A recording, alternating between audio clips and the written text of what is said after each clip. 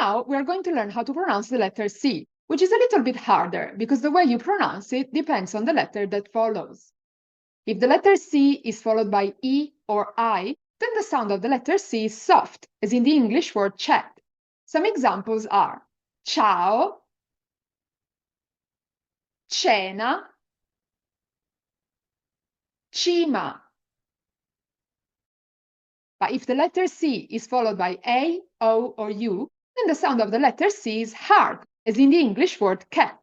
Some examples are casa, cosa, cuore.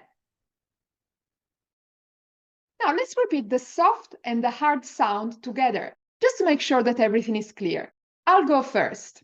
Ciao, casa.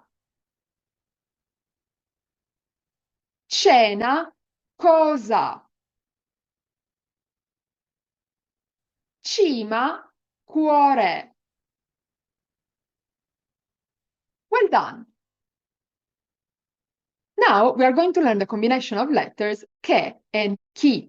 In Italian, the letter H is silent, which is why some Italian people find it hard to pronounce the letter H in English.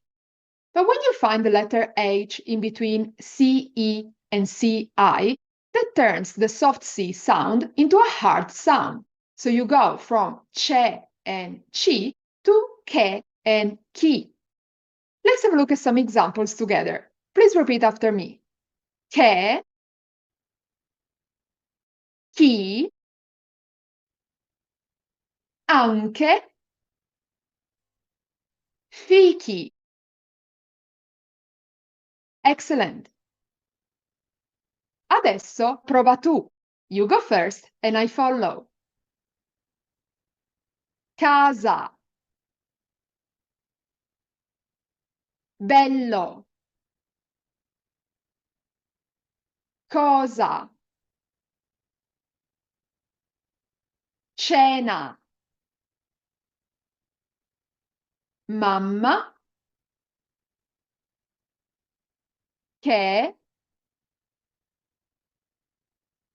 Ciao.